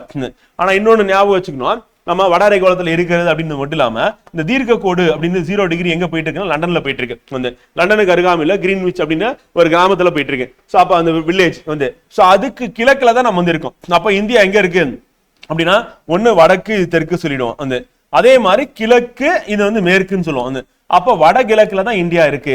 வந்து அப்ப இந்தியா உலகத்துல எங்கப்பா இருக்கு அப்படின்னு சொல்லி கேட்டாங்க அப்படின்னா கிழக்குல இருக்கு. இந்தியாவின் அமைவிடம் கிழக்கு மற்றும் மேற்கு ஆசியாவிற்கு மத்தியிலும் ஆசியாவின் தென்பகுதியில் அமைந்துள்ளது அப்படிங்கிறோம். இது உலகத்துல நம்மளோட அமைவிடம் அப்படின்னா வடகிழக்கு பகுதியில் அமைஞ்சிருக்கு அப்படின்னு சொல்லுவாங்க. அதே வந்து மேப் எடுத்து நம்ம பார்க்கும்போது நம்ம அமைவிடம் அப்படின்னு பார்க்கும்போது 0 டிகிரிக்கு நம்ம அந்த பக்கம் இருக்கிறதுனால கிழக்குல இருக்கும். அடுத்து மேற்கு ஆசியா அப்படின்னு பார்க்கும்போது மேற்கு ஆசியாவிற்கு மத்தியில, மேற்கு ஆசியா நம்ம எதை சொல்லணும்னா இப்ப ஆசிய கண்டம் அப்படின்னு எடுத்துட்டோம்னு வச்சுக்கோங்க ஃப்ரெண்ட். சோ அது எவ்வளவு தூரத்துக்கு போனா இங்க இருந்து ஆரம்பிச்சு இப்படி வந்து இந்தியா அப்படி கீழே அப்படி நீட்டிட்டு இருக்கோம். சோ அதுக்கப்புறம் ஆசிய கண்டம் இருக்கிறோம். இப்ப ஆசிய கண்டத்துல மேற்கு ஆசியா இங்க இருக்கும், கிழக்கு ஆசியா இங்க இருக்கும், ரெண்டுத்துக்கு நடுவில் நம்ம இருக்கோம். அப்ப மேற்கு ஆசியாவிற்கு மத்தியிலும் வந்து அடுத்து ஆசியாவின் தென்பகுதி, ஏன்னா தெற்குல நம்ம தான் இருக்கோம், அதனாலதான் நம்ம சார்க் அப்படின்னு கூட்டமைப்பு ஏற்படுத்தணும். வந்து நம்ம சார்க் அப்படின்றது என்னன்னா சவுத் ஏசியன் அப்படின்னு கண்ட்ரின்னு சொல்லுவோம். அப்ப சவுத் ஏசியனா தெற்கு ஆசிய நாடுகளின் கூட்டமைப்பா வந்து எது அமைச்சிருக்கோம் அப்படின்னா சார்க் அமைச்சிருக்கோம் அப்படிங்க. சோ அப்ப நம்ம தென்பகுதியில இருக்கோம் அப்படிங்கிறோம். அடுத்து இந்திய பெருங்கடல் வழிபாதை அப்படின்னு பார்க்கும்போது இந்திய பெருங்கடல் எங்க இருக்குன்னா மேற்குல எது இருக்கு, ஐரோப்பிய நாடுகள் இருக்கு அப்படிங்கிறோம். அதே வந்து கிழக்கு ஆசிய நாடுகள் இருக்கு. இரண்டுத்துக்கு நடுவில் நம்ம இருக்கிறதுனால முக்கியமான ஒரு இடத்துல நம்ம வந்து இருக்கோம் அப்படிங்கிறோம். சோ அப்ப மேற்குல மேப் எடுத்து பாருங்க, உலக மேப் எடுத்து பாருங்க, மேற்குல வந்து ஐரோப்பிய நாடுகளும் கிழக்கு ஆசிய நாடுகளும் நடுவில் இந்திய பெருங்கடல் இருக்கு, முக்கியமான இடத்துல இருக்கு. இந்தியாவின் மேற்கு கடற்கரை, இந்தியாவோட மேற்கு கடற்கரை அரபிக்கடல் கடற்கரைக்குல அந்த மேற்கு கடற்கரை வந்து பாத்தீங்கன்னா மேற்கே வந்து என்ன இருக்குன்னா ஆசியா இருக்கு, ஆப்பிரிக்கா இருக்கு, ஐரோப்பியா இருக்கு. அதே கிழக்கு கடற்கரை அப்படின்னு பார்க்கும்போது தென்கிழக்கு கடற்கரையில கிழக்கு ஆசிய நாடுகளுடன் தொடர்பு கொள்ளுது. உலகத்திலேயே வந்து எந்த ஒரு கடலுக்கும் நாட்டோட பேர் வைக்கல, ஆனா ஒரே ஒரு பெருங்கடலுக்கு மட்டும்தான் நாட்டோட பேர் வச்சிருக்காங்க. அது என்னன்னா இந்திய பெருங்கடல் அப்படிங்கிறோம். அதே வந்து பசிபிக் பெருங்கடல் இருக்கு, அட்லாண்டிக் பெருங்கடல் இருக்கு, ஆர்டிக் பெருங்கடல் இருக்கு, தென் பெருங்கடல் இருக்கு. இதுல எதுலையுமே வந்து நாட்டோட பேர் இல்ல, ஆனா நம்மளுடைய பெருங்கடல் மட்டும்தான் இந்திய பெருங்கடல் சொல்லி இந்தியாவோட பேர் வச்சிருக்காங்க அப்படின்னு அது சிறப்பு வாய்ந்தது அப்படின்னு. அடுத்து இந்தியா வந்து ஒரு துணை கண்டம் நம்ம சொல்றோம். ஏன் சொல்றோம்னா இங்க எல்லா விதமான காலநிலை இருக்கு, மனித வளம் இருக்கு, இயற்கை அமைப்புகள் இருக்கு, நிலத்தோற்றம் இருக்கு, சோ காடுகள் இருக்கு, சோ இதனால விலங்குகள் இருக்கு. சோ எல்லா வகையிலும் இருக்கிறதுனால இந்தியா வந்து ஒரு கண்டத்துக்கு நிகரான கூறுகள் வந்து காணப்படுகிறதுனால இந்தியாவை துணை கண்டம் சொல்றோம். அப்ப இந்திய துணை கண்டத்துல எந்தெந்த நாடுகள்லாம் வரும் அப்படின்னா ஆங்கிலேயர்கள் நம்ம ஆட்சி புரியும் போது இருந்த பகுதியில் எல்லாமே நம்ம சொல்லலாம். அப்ப ஆங்கிலேயர்கள் ஆட்சி புரியாத பகுதி எது சொல்லலாம் அப்படின்னா ஆப்கானிஸ்தான சொல்லலாம், சைனாவை சொல்லலாம். அப்ப ஆப்கானிஸ்தானை விட்டுருங்க, இந்த பக்கம் சைனா விட்டுருங்க, மீதி இருக்கக்கூடிய நாடுகள் அப்படின்னு எடுத்துக்கிட்டோம் அப்படின்னா என்னென்ன இருக்கும், கண்டிப்பா பாகிஸ்தான் இருக்கு, ரைட்டு. அடுத்து இந்தியா வந்துட்டு தான் போகுது இந்திய துணை கண்டத்துல. சோ அதுக்கு அடுத்து நேபாளம் இருக்கும், அடுத்து பூட்டான் இருக்கும், மியான்மார் இருக்கும், பங்களாதேஷ் இருக்கும் அப்படின்னு. சோ அப்ப நமக்கு இருக்கக்கூடிய நாடுகள் அப்படின்னு பார்க்கும்போது பாகிஸ்தான் இருக்கு. அப்படியே நான் மேப் படி போனேன், நான் இப்ப சொன்னதெல்லாம் மேப் படி சொன்னேன். அப்ப பாகிஸ்தான் இருக்கு வடமேற்குல, வடக்குல யார் இருக்கான்னு பாத்தீங்கன்னா நேபாளம் பூட்டான் இருக்கும். வந்து கிழக்குல யார் இருப்பா அப்படின்னா வந்து நமக்கு வங்காளதேசம் மியான்மார் இருக்கும், தெற்குல ஸ்ரீலங்கா. அப்ப இது அனைத்தும் வந்து என்ன ஆகுது அப்படின்னா வந்து பாத்தீங்கன்னா இந்தியாவை துணை கண்டம் சொல்றோம். வந்து அப்ப நிலப்பிரிவு அடிப்படையில் நம்ம பார்க்கும்போது இந்த நாடுகள் சேர்ந்துதான் இந்தியாவோட துணை கண்டம். காரணம் என்ன அப்படின்னு சொல்லி கூற்று காரணத்துல கேள்வியை கேட்டுருவாங்க. அப்ப இந்தியாவின் துணை கண்டம் சொல்றோம், அந்த துணை கண்டத்தில் இருக்கக்கூடிய நாடுகள் சொல்லிட்டு நாடுகளை கொடுத்துருவாங்க, பாகிஸ்தான், நேபாளம், பூட்டான், மியான்மார், பங்களாதேஷ், அதாவது வங்காளதேசம், இலங்கை அப்படின்னு சொல்லி சொல்றாங்க. இதெல்லாம் சேர்ந்ததுதான் இந்திய துணை கண்டம் அப்படின்னு சொல்றாங்க. இந்தியாவும் அது இன்க்ளூடட் ஆகும். இப்ப இதுக்கு காரணம் என்ன சொல்றாங்க அப்படின்னா நில அமைப்பு, காலநிலை, இயற்கை, தாவரம், கனிம வளங்கள், மனித வளங்கள் ஒரு கண்டத்தில் காணப்படுகிற வேறுபாடுகளை கொண்டுள்ளதால் இந்தியா ஒரு துணை கண்டம் அழைக்கப்படுகிறது. அப்ப அந்த துணை கண்டத்துக்கான காரணம் என்ன அப்படின்னா வந்து இந்த விளக்கம் வந்து இருக்கும். இப்ப இதை போட்டு ஸ்டேட்மெண்டா கொடுத்தாங்கன்னா ரைட்னு போட்டு வந்து வேண்டியதா, ரெண்டுமே சரியான விளக்கமும் கூட அப்படின்னு போட்டணும். இந்திய துணை கண்டத்துல சைனா வரும், அதே மாதிரி ஆப்கானிஸ்தான் வரும்னு சொன்னாங்கன்னா அது வந்து தப்பு. அப்ப அந்த ஸ்டேட்மெண்ட் தப்பு. அப்ப கூற்று தவறு, காரணம் சரி. வந்து அப்ப கூற்று தவறு, காரணம் சரி. நம்ம கரெக்டா கொடுத்தாங்கன்னா கூற்றும் சரி, காரணமும் சரி, சரியான விளக்கமும் கூட அப்படின்னு நம்ம விடையளிச்சோம்னா சரியா இருக்கும். அடுத்து இந்தியா பற்றிய சில தகவல்கள் ஸ்டார் போட்டு நம்ம ப்ரீவியஸ் கொஸ்டின்ல கேட்டதை நம்ம வந்து இங்க ஆன்சரா அவங்களுக்கு கொடுத்துருக்கோம். வாங்க பார்ப்போம். சிக்கிம் அப்படின் போது பூட்டான், சீனா, திபெத், நேபாளம் மற்றும் மேற்கு வங்காளத்தின் எல்லைகளாக கொண்டுள்ளது. அப்ப சிக்கிம் அப்படின்னு ஒரு மாநிலம் இருக்கு, மேப் எடுத்துக்கோங்க. சிக்கிமோட மாநிலத்தின் எல்லை வந்து சிக்கிமோட மேற்குல யார் இருப்பா அப்படின்னா நேபாளம் இருக்கு, சிக்கிமோட வடக்குல யார் இருப்பான்னா சைனா இருக்கு, சிக்கிமோட கிழக்குல யார் இருப்பா அப்படின்னா பூட்டான் இருக்கும், சிக்கிமோட தெற்குல யாரு இருக்குன்னா நம்ம இந்திய மாநிலங்கள் ஒன்றா இருக்கக்கூடிய மேற்கு வங்காளம் இருக்கும். அப்படின்னு. அப்ப சிக்கிமை சுத்தி யார் யார் இருக்கா அப்படின்றது இம்பார்ட்டன்ட், மேப் வச்சு படிச்சிடணும். அடுத்து பீகார். பீகாருக்கு மேல என்னன்னா வடக்குல யார் அப்படின்னா நேபாளத்துடன் எல்லை கொண்டுள்ளது அப்படின்னு. அப்ப பீகார் வந்து எந்த நாட்டோட எல்லை பகிர்ந்து கொள்கிறது அப்படின்னா வந்து நேபாளத்துடன் அனுப்புகிறோம். ஸோ அது நமக்கு இம்பார்ட்டன்ட் வந்து. நம்ம மணிப்பூர் அப்படின்னு எடுத்துக்கிட்டோம் அப்படின்னா வந்து ஸோ அது வந்து அதனுடைய எல்லை வந்து பகிரக்கூடிய மாநிலங்கள் எது அப்படின்னா சரி நாடு எது அப்படின்னா வந்து மியான்மார் அனுப்புகிறோம். அப்ப மணிப்பூர் வந்து மியான்மாரோட எல்லை பகிர்ந்து கொள்ளுது. அந்த மணிப்பூர் எப்படி இருக்குன்னா ஃபர்ஸ்ட் மேல அருணாச்சல பிரதேசம் இருக்கும், அடுத்து நாகாலாந்து இருக்கும், அடுத்து மணிப்பூர் இருக்கும், அடுத்து மிசோரம் இருக்கும். அப்ப மணிப்பூரோட எல்லைகள் அப்படின்னு பார்க்கும்போது மணிப்பூரோட வடக்குல யார் இருப்பா அப்படின்னா வந்து நமக்கு நாகாலாந்து இருக்கும். மணிப்பூரோட தெற்குல யார் இருப்பா அப்படின்னா வந்து மிசோரம் இருக்கும். அப்ப நாகாலாந்து வந்து வடக்கு, மிசோரம் வந்து தெற்குல இருக்கு. மணிப்பூரோட கிழக்குல யார் இருக்குன்னா மியான்மார் இருக்கு. மணிப்பூருடைய மேற்குல யார் இருக்கா அப்படின்னா அஸ்ஸாம் இருக்கு. அப்ப மணிப்பூரோட எல்லை பகிர்ந்து கொள்ளக்கூடிய மாநிலங்கள் மற்றும் நாடு. திரிபுரா அப்படின்னு பார்க்கும்போது 3 பக்கமும் திரிபுராவை சரௌண்ட் பண்ணி இருக்கிறது யாரு அப்படின்னு பாத்தீங்கன்னா வங்காளதேசம். அப்ப அதனுடைய வடக்குல யாரை டச் பண்ணிட்டு இருக்கு அப்படின்னா வடக்குல வந்து அஸ்ஸாம் இருக்கும். அதே மாதிரி மேற்குல வந்து கிழக்குல வந்து பாத்தீங்கன்னா மிசோரத்தையும் கான்டாக்ட் பண்ணும். அப்ப அஸ்ஸாம் மிசோரத்துடன் வந்து எல்லை பகிர்ந்து கொள்கிறது. அப்ப திரிபுரா அப்படின்னு பார்க்கும்போது 3 பக்கத்திலையும் வங்காளதேசத்தால் வந்து சூழப்பட்டுள்ளது பெரும்பான்மையான பகுதி அப்படின்னு. அது மட்டும் இல்லாம அஸ்ஸாம் மற்றும் நமக்கு மிசோரம் அப்படின்றது திரிபுராவை சரௌண்ட் பண்ணிருக்கு அப்படிங்கிறோம். அடுத்து ஹரியானா. இது நம்ம ஏற்கனவே எதுல பார்த்தோம், ஹரியானா டெல்லி வந்து பார்த்தீங்கன்னா லேண்ட் லாக்னு பார்த்தோம், நிலத்தால் சூழப்பட்டது அப்படிங்கிறோம். மற்ற மாநிலங்களால் சூழப்பட்டது, மற்ற நாடுகளோட எல்லை வந்து பகிராது அப்படிங்கிறோம். சோ அப்ப உள்நாட்டு மாநிலம் நிலத்தால் சூழப்பட்டதா இருக்கு, சர்வதேச எல்லைகள் இல்லாதது ஹரியானா அப்படிங்கிறோம். அடுத்து குஜராத். பாகிஸ்தானுடன் ஒரு சர்வதேச எல்லையும் வந்து அப்புறம் அரபிக்கடல நீண்ட கடற்கரை கொண்டது 2000 கிலோமீட்டர் கிட்ட இருக்கு அப்படின்னு நம்ம இப்பதான் பார்த்தோம். சோ அது வந்து யாருக்கு பொருந்தும் அப்படின்னா வந்து பாத்தீங்கன்னா நமக்கு குஜராத்துக்கு வந்து பொருத்தமா இருக்கும் அப்படின்னு வந்து. ஓகேவா. அடுத்து ராஜஸ்தான் அப்படின்றது பாகிஸ்தானுடன் ஒரு நீண்ட சர்வதேச எல்லையை பகிர்ந்து கொள்கிறது. சோ ராஜஸ்தானுடன் பாகிஸ்தான் மட்டும் தான் நீண்ட எல்லையை பகிர்ந்து கொள்கிறது, மற்ற நாடு கிடையாது. தமிழ்நாடு அப்படின்னு எடுத்துக்கிட்டோம் அப்படின்னா வங்காள விரிகுடாவை ஒட்டிய கடற்கரையை கொண்ட மாநிலமா வந்து தமிழ்நாடு வந்து இருக்கு. அது நமக்கு இம்பார்ட்டன்ட் அப்படின்னு. சோ அப்ப இந்தியாவோட அமைவிடம் அப்படின்னு பார்க்கும்போது உங்களுக்கு தெளிவா புரிஞ்சிருக்கும். நம்ம சொன்னது எல்லாமே இந்தியாவோட அமைவிடத்தை தொடர்புடையதான். அடுத்து இந்தியாவோட இயற்கை பிரிவுகள் அப்படின்றது இருக்கு. இதுவும் நீங்க மேப்ல வந்து கண்டிப்பா வந்து பார்க்கணும். கண்டிப்பா மேப் வாங்கிக்கோங்க. சோ அது வந்து நமக்கு மிக மிக முக்கியமானதா இருக்கும் அப்படின்னு. இப்போ இந்தியாவின் அமைவிடமும் பரப்பளவும் அப்படின்னு எடுக்கும்போது அச்ச தீர்க்க கோடுகள் அப்படின்னு எடுத்துக்கிட்டோம்னா நம்ம இந்தியா பொறுத்தவரையும் ஃப்ரெண்ட் 8 டிகிரி 4 நிமிடம் வட அச்சம் முதல் 37 டிகிரி 6 நிமிடம் வட அச்ச ரேகை வரை. அது நான் வட அச்சம் அப்படின்னு இருக்கு அப்படின்னு பாத்தீங்கன்னா ஃப்ரெண்ட் வந்து இந்தியா அப்படின்னு எடுக்கும்போது 0 டிகிரிக்கு மேலதான் நம்ம இருக்கும். அப்ப 0 டிகிரிக்கு மேல இருக்கனால இந்தியா அப்படின்றது வந்து பாத்தீங்கன்னா ஃபுல்லாவே வடக்காவே இந்தியா வந்து அமைஞ்சிருது அப்படின்னு. சோ அப்ப ஆரம்பிக்கிறதும் வடக்கு, முடியறதும் வடக்கு. அதனாலதான் வட அச்சம் 8 டிகிரி 4 நிமிடம் ஆரம்பிச்சு அதே 37 டிகிரி 6 நிமிடம் வட அச்சத்துல முடியுது. அதே மாதிரி கிழக்குன்னா தீர்க்க கோடுகள். இப்ப 68 டிகிரி 7 நிமிடம் கிழக்கு தீர்க்க கோடு முதல் 97 டிகிரி 25 நிமிடம் கிழக்கு தீர்க்க ரேகை வேறு அப்படின்னு பார்க்கணும். சோ அப்ப 68ல ஆரம்பிச்சு நமக்கு முடியுது. ஏன்னா 0 டிகிரி அப்படின்றது இந்த கிரீன்விச் மெரிடியன் அப்படின்னு சொல்லுவோம். அதுக்கு கிழக்குல தான் இருக்கு. அப்ப ஆரம்பிக்கிறதும் கிழக்கு தான், முடியதும் கிழக்கு தான். அது 68 டிகிரி 7 நிமிடம் கிழக்கு தீர்க்க ரேகையில் ஆரம்பிச்சு 97 டிகிரி 25 கிழக்கு தீர்க்க ரேகை வரை பரவியுள்ளது. வடக்கு மற்றும் கிழக்கு அரைக்கோளத்தில் அமைந்தது. அதனால வடகிழக்கு அரைக்கோளம் அப்படின்னு சொல்லுவாங்க. இந்தியாவின் தென்கோடி முனை அப்படின்னு நம்ம எதை சொல்லுவோம் அப்படின்னா நம்ம அந்த கேப் காமரின் அப்படின்னு சொல்லுவோம். நான் நிலப்பரப்புல இருக்கு, நிலப்பரப்புல இந்தியாவின் தென்கோடி நிலமுனை அப்படின்னா கேப் காமரின். இந்தியாவின் தென்கோடி முனை அப்படின்னு நம்ம சொன்னோம்னா நிக்கோபார்ல வந்து இருக்கு. அப்ப இந்தியாவின் தென்கோடி முனை அப்படின்னும் போது அந்தமான் நிக்கோபார்ல நிக்கோபார் தீவுல இருக்கக்கூடிய பிக்மலியன் பாயிண்ட் அப்படின்னு சொல்லுவாங்க. இதுக்கு இன்னொரு பேர் இந்திரா முனை என்றும் அழைக்கப்படுகிறது. இந்தியாவுடைய ஆரம்பிக்கிறது அப்படின்னு 8 டிகிரி 4 நிமிடம் ஒன்று சொல்லுது. அதனுடைய மெயின் லேண்ட்ல ஆரம்பிக்கிறது. ஆனா இங்க பாத்தீங்கன்னா என்ன இருக்கும் அப்படின்னா கீழே வந்து நமக்கு அந்தமான் நிக்கோபார் இருக்கும். அந்தமான் நிக்கோபார்ல நிக்கோபார் ஸ்டார்ட் ஆகிற அந்த பாயிண்ட் வந்து பாத்தீங்கன்னா அதான் இந்தியாவின் தென்கோடி முனை. அது 6 டிகிரி 45 நிமிடம் அப்படின்னு. அது இன்னும் கொஞ்சம் கீழே போயிடும். 8 டிகிரி 4 மேல 0 டிகிரிக்கு பக்கத்துல இருக்கிறது இதுதான், அதான் தென்கோடி முனை அப்படின்னு. இது வட அச்சத்தில் அந்தமான் நிக்கோபார் தீவு கூட்டத்தில் நிக்கோபார் தீவு கூட்டத்தில் அமைஞ்சிருக்கு அப்படின்னு. இந்திய நிலப்பகுதியின் தென்கோடி முனை அப்படின்னா எதை சொல்லணும்னா கன்னியாகுமரி சொல்லுவோம். அதான் வந்து குமரி முனை அப்படின்னு சொல்லுவாங்க. ஆங்கிலத்துல கேப் காமரின் அப்படின்னு சொல்லி சொல்லுவோம். அது இந்தியாவின் வடமுனை அப்படின்னும் போது லடாக்ல மேல வடமுனை அப்படின்னும் போது லடாக்ல நம்ம சொல்லுவோம் இந்திரா கோல் அப்படின்னு சொல்லுவாங்க. அப்ப தென்கோடி முனையை வந்து இந்திரா முனையும் வடமுனை வந்து இந்திரா கோல்னு சொல்லுவோம்.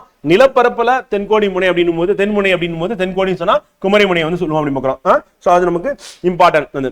அடுத்து இந்தியா வடக்கே லடாக்கில் உள்ள இந்திரா கோல் முதல் தெற்கே கன்னியாகுமரி வரை வடக்கு தெற்காக எவ்வளவு நீளம் பாத்தீங்கன்னா 3214 கிலோமீட்டர் அப்படின்னு பார்க்கிறோம். அப்ப 3214 கிலோமீட்டர் வந்து வடக்கு தெற்காக அப்படிங்கிறோம். அப்ப இந்தியா அப்படின்னு எடுக்கும் போது அது வந்து வடக்கு தெற்காக போட்டோம்னா 3214 கிலோமீட்டர் அப்படிங்கிறோம். அதுக்கடுத்து குஜராத்ல ரான் ஆஃப் கட்ச்ல இருந்து ஆரம்பிச்சு அது எங்கன்னா மேற்கு எங்க போய் முடியுது அப்படின்னா அருணாச்சல பிரதேசல போய் முடியுது அப்படிங்கிறோம். இது என்ன சொல்றோம்னா கிழக்கு மேற்காக அப்படிங்கிறோம். சாரி. 2933 அப்படி முக்கிறோம். இது வந்து கிழக்கு மேற்காக அப்படி முக்கிறோம்.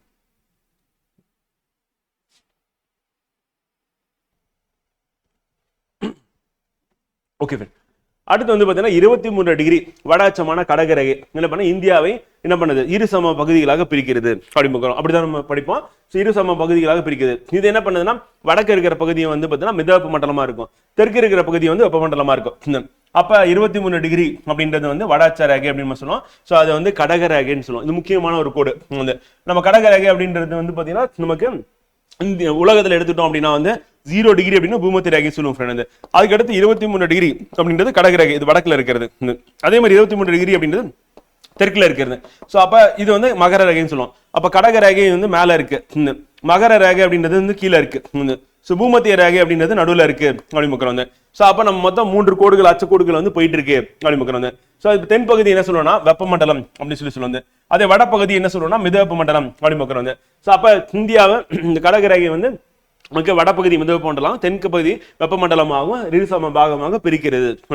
இதை ஏன் இந்த மாதிரி வெப்பமண்டலமா இருக்கு, ஏன் மிதவெப்ப மண்டலமா இருக்கு அப்படின்றத நம்ம அடுத்த தலைப்பு வந்து பாத்தீங்கன்னா வானிலையும் காலநிலையும் அப்படின்னு நம்ம தெளிவா வந்து படிக்க போறோம். அடுத்து கடகரேகை செல்லக்கூடிய மாநிலங்கள் அப்படின்னும் போது ரொம்ப ஈஸியா நினைவில் வச்சுக்கலாம். எப்படி அப்படின்னு கேட்டீங்கன்னா மேப் வச்சுதான் வாங்க பார்ப்போம். ஸோ மேப் வச்சு பார்த்தீங்க அப்படின்னா உங்களுக்கு மறக்கவே மறக்காது. ஸோ 3 பெரிய மாநிலங்கள் இருக்கும், 3 சிறிய மாநிலங்கள் இருக்கும், அப்புறம் 2 வடகிழக்கு மாநிலங்கள் அப்படின்னு சொல்லிட்டு மேல இருக்கு. சாரி மேப் 2 வடகிழக்கு மாநிலங்கள் அப்படின்னு சொல்லிட்டு வந்து பார்த்தீங்கன்னா மொத்தம் 8 மாநிலங்கள் வந்து பார்த்தீங்கன்னா கடகரேகை செல்லக்கூடிய மாநிலங்களா இருக்கு அப்படிமுக்கிறோம். ஸோ அந்த மாநிலங்கள் என்னென்ன அப்படின்னு பார்த்துருமா வாங்க. ரொம்ப ஈஸி தான். இப்போ கடகரேகை எங்க போயிட்டு இருக்கு அப்படின்னு பாத்தீங்கன்னா ஃப்ரெண்ட் வந்து கடகரேகை செல்லக்கூடிய மாநிலங்கள் அப்படின்னா இங்க இருந்து ஆரம்பிச்சு போயிட்டு இருக்கு. அப்ப செல்லக்கூடியது அப்படின்னு எடுத்துக்கிட்டோம்னா குஜராத் ஃபர்ஸ்ட், அடுத்து வந்து ராஜஸ்தான்ல டச் பண்ணோம், அடுத்து மத்திய பிரதேசம், அதற்கு அடுத்து வந்து பாத்தீங்கன்னா சத்தீஸ்கர், அடுத்து ஜார்க்கண்ட், அடுத்து மேற்கு வங்காளம், அடுத்து அப்படியே போனா பங்களாதேஷ் வழியா போகுது, பங்களாதேஷ் வந்து வேறொரு நாடு, அடுத்து திரிபுரா, அடுத்து மியான்மர் மிசோரம் வந்து. ஸோ அப்ப கடற்கரைக்கு செல்லக்கூடிய மாநிலங்கள் அப்படின்னு எடுத்துக்கும் போது ஃபர்ஸ்ட் 3 பெரிய மாநிலங்கள் அப்படின்னு எடுத்துட்டா குஜராத், ராஜஸ்தான், அடுத்து மத்திய பிரதேசம் எடுக்கிறோம். ஸோ அப்ப இந்த 3மே வந்து பாத்தீங்கன்னா பெரிய மாநிலங்கள். மேப் வச்சு நீங்க படிச்சுக்க வேண்டியதா ஈஸியா இருக்கும். ஃபர்ஸ்ட் குஜராத், அடுத்து ராஜஸ்தான், அடுத்து மத்திய பிரதேசம், அடுத்து 3 சிறிய மாநிலங்கள் கிழக்கு மாநிலங்களே சொல்லலாம். இது வந்து வடகிழக்கு, இது வந்து கிழக்கு வந்து என்னென்ன அப்படின்னு பாத்தீங்கன்னா சத்தீஸ்கர், ஜார்க்கண்ட், மேற்கு வங்காளம் அப்படிங்கிறோம். ஸோ 3 சிறிய மாநிலங்கள். அப்ப சத்தீஸ்கர், ஜார்க்கண்ட், மேற்கு வங்காளம் அப்படின்னு ஞாபகம் வச்சுக்கோ. மேப் வச்சு பாருங்க, பாத்தீங்கன்னா ஈஸியா இருக்கும். அதுக்கு அடுத்து வடகிழக்குல 2 மாநிலங்கள். ஒண்ணு என்னன்னா திரிபுரா, ரெண்டாவது என்னன்னா மிசோரம். ரெண்டுமே வந்து கடற்கரையை செல்லக்கூடியது. அப்ப இந்த மாதிரி நம்ம குரூப் பண்ணி படிச்சோம்னா நமக்கு மறக்கவே மறக்காது. அப்ப ஃபர்ஸ்ட் குஜராத், ராஜஸ்தான், மத்திய பிரதேஷ் பெரிய மாநிலங்கள் 3. கிழக்குல இருக்கக்கூடிய சிறிய மாநிலங்கள் அப்படின்னா ஃபர்ஸ்ட் எது வரும், சத்தீஸ்கர் வரும், அதுக்கடுத்து ஜார்க்கண்ட் வரும், அதுக்கடுத்து மேற்கு வங்காளம் வரும். அதற்கு அடுத்து வந்து பாத்தீங்கன்னா வடகிழக்கு மாநிலம் 2 மாநிலம் இருக்கு. ஃபர்ஸ்ட் எது வரும் வந்து திரிபுரா வரும், ரெண்டாவது மிசோரம் வரும் அப்படின்னு படிச்சுக்கிட்டீங்கன்னா ஈஸியா இருக்கும் அப்படின்னு. நம்ம எக்ஸாம்பிள் 8 மாநிலங்கள் வந்து கடற்கரை வந்து செல்லக்கூடிய மாநிலங்கள். இந்த 8 மாநிலங்கள போயிட்டு இருக்கு அப்படின்னு பாக்குறோம். இது நமக்கு எக்ஸாம் பாயிண்ட் ஆஃப் இம்பார்ட்டன்ட் வந்து. இப்படி நம்ம டெக்ஸ்டா படிக்கிறத விட மேப்ல போய் படிச்சோம்னா மறக்கவே மறக்காது. இப்ப பெரிய மாநிலங்கள் என்னது ஆர்டரா இருக்கு பாருங்க, குஜராத், ராஜஸ்தான், மத்திய பிரதேசம் அப்படின்னு. இது 3மே ஒரு குரூப். அடுத்து சத்தீஸ்கர், ஜார்க்கண்ட், மேற்கு வங்காளம் வந்து இது 3 ஒரு குரூப். அடுத்து வந்து பாத்தீங்கன்னா திரிபுரா, மிசோரம் இது 2 ஒரு குரூப் வடகிழக்குல. அவ்வளவு ஆகிய 8 மாநிலங்கள் இருக்கு. இந்த 8 மாநிலங்கள் இப்படி படிச்சா கஷ்டம், அப்படி படிச்சீங்கன்னா ஈஸி. மேப் வச்சு படிச்சீங்கன்னா மறக்காது, ஈஸி. அடுத்து இந்தியாவில மொத்தம் எத்தனை மாநிலங்கள் இருக்குன்னு 28 மாநிலங்கள் இருக்கு. 8 யூனியன் பிரதேசங்கள். பலருக்கு வந்து சந்தேகம் வந்துடும், 28 29 8 9 7 அப்படின்ற மாதிரிலாம் குழப்பிப்பீங்க. ரொம்ப ஈஸி தான். 28 மாநிலங்கள்லாம் நமக்கு இந்த ஜம்மு காஷ்மீர் அப்படின்றத யூனியன் பிரதேசமா மாத்திட்டாங்க. அப்ப 29 தெலுங்கானா மாநிலமா இருந்தது. அடுத்து 2019 ஜம்மு காஷ்மீரை உடைச்சு ஜம்மு காஷ்மீர் லடாக்னு சொல்லி 2ஆ வந்து பிரிச்சுட்டாங்க. சோ அது வந்து யூனியன் பிரதேசமா மாறினால 28 ஆயிருச்சு. இப்ப யூனியன் பிரதேசத்தை எப்படி ஞாபகம் வச்சுக்கிறது அப்படின்னா அதுவும் மேப் வச்சு ஞாபகம் வச்சுக்கலாம். ரொம்ப சிம்பிள் தான், ஒன்னும் கஷ்டம் ஒண்ணுமே கிடையாது.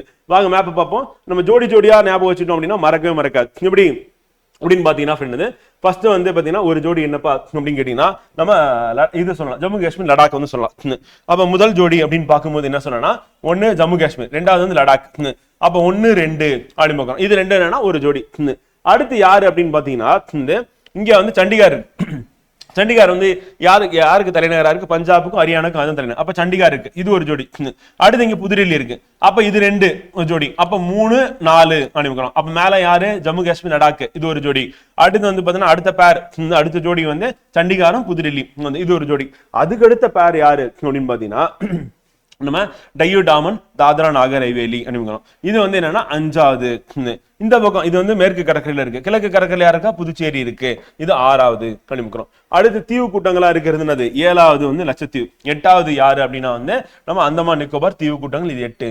அப்ப பாத்தீங்கன்னா எத்தனை ஜோடி நம்ம போட்டிருக்கோம் அப்படின்னா 2 போடும்போது ஃபர்ஸ்ட் ஜம்மு காஷ்மீர் லடாக் யூனியன் பிரதேசம் ஒரு ஜோடி வந்து, 2வது சண்டிகார் புதுடெல்லி இது 2வது ஜோடி வந்து, 3வது வந்து பாத்தீங்கன்னா நமக்கு டையூ டாமன் தாத்ரா நகர் ஹவேலி புதுச்சேரி இது 4வது இது 3வது ஜோடி. 4வது ஜோடினா லட்சத்தீவும் அந்தமான் நிக்கோபாரும் அப்படிங்கிறோம். அப்ப 4 ஜோடினா மொத்தம் 8 யூனியன் பிரதேசம் வந்துருச்சா? அவ்வளவுதான். ஈஸியா மேப் வச்சு நீங்க ஞாபகம் வச்சுக்கலாம். யூனியன் பிரதேசம் எதுன்னு கேட்டா புதுசா படிக்கிறவங்களுக்கு கஷ்டமா இருக்கும். அப்படி நீங்க மேப் வச்சு போட்டீங்க அப்படின்னா உங்களுக்கு ஈஸியா இருக்கும் அப்படிங்கிறோம். அப்படி ஞாபகம் வச்சுக்க வேண்டியதான். அடுத்து இந்தியாவில் திட்ட நேரம் அப்படின்னு பார்க்கும்போது மேற்குல குஜராத்ல இருந்து ஆரம்பிச்சு ஃப்ரெண்ட் வந்து கிழக்குல அருணாச்சல பிரதேசம் வரை வந்து 30 தீர்க்க கோடுகளை கொண்டது அப்படிங்கிறோம். ஸோ 30 தீர்க்க கோடுகள் அப்படின்னு போது என்னன்னா இது எப்படி போட்டிருக்கோம்னா நம்ம கற்பனை கோடு தான் ஃப்ரெண்ட். இப்போ பூமி இருக்குன்னா இந்த மாதிரி கற்பனையா கோடு போட்டிருப்போம். அதை வந்து தீர்க்க கோடுகள் அப்படின்னு சொல்லுவாங்க. இந்த தீர்க்க கோடுகளை வந்து கடக்கிறதுக்கு சூரியன் வந்து பூமியை தனது அச்சில் வந்து சொல்லலாம். அப்ப சொல்லும் போது இங்க இருக்கிற செங்குத்தா இருக்கிற சூரியன் அப்படியே இங்க கடந்து இங்க வரணும் அப்படின்னும் போது என்னன்னா ஒரு தீர்க்க கோடுல இருந்து இன்னொரு தீர்க்க கோடுக்கு போறதுக்கு வந்து 4 நிமிஷம் ஆகும். ஆனா அந்த 4 நிமிஷம் அப்படின்றது நம்ம 30 தீர்க்க கோட கடக்கிறதுக்கு வந்து எவ்வளவு நேரம் ஆகும்? 120 நிமிஷம் ஆகும். அப்போ ஒரு டிகிரியை கடக்கிறதுக்கு ஒரு தீர்க்க கோட கடக்கிறதுக்கு வந்து 4 நிமிடம் அப்படின்றது எடுத்துக்குது அப்படிங்கிற சூரியன் வந்து ஒரு தீர்க்க கோட கடக்கிறது. இப்போ நம்ம மொத்தம் எத்தனை தீர்க்க கோடு சொன்னோம்? 30 தீர்க்க கோடு சொன்னோம். அப்ப 30 தீர்க்க கோடு அப்படின்னும் போது என்ன ஆகுதுன்னா 30 டிகிரி கடக்கிறதுக்கு 120 நிமிடம் ஆகும். அப்ப 120 நிமிடம் அப்படின்னா என்ன ஆகும்? நமக்கு 2 மணி நேரம் சொல்லுவோம் வந்து. அப்ப 2 மணி நேரம் அப்படின்னும் போது என்ன ஆகும்னா நமக்கு அருணாச்சல பிரதேசத்துல சூரியன் உதிச்சு குஜராத்துக்கு வந்து சேர்றதுக்கு 2 மணி நேரம் ஆகும். அப்ப நமக்கு என்ன ஆகுது அப்படின்னா வந்து அந்த சூரிய உதயம் அப்படின்றது வந்து இங்க உதிச்சு, அதாவது எங்கன்னா அருணாச்சல பிரதேசத்துல சூரியன் வந்து உதிக்குது காலையில. அங்க சூரியன் வந்து இங்க வந்து உதயம் ஆகுதுன்னு வச்சுக்கோங்க. இங்க குஜராத்ல வந்து பாத்தீங்கன்னா சூரிய உதயம் இதை வந்து நமக்கு வெஸ்டர்ன் மோஸ்ட் எண்டு.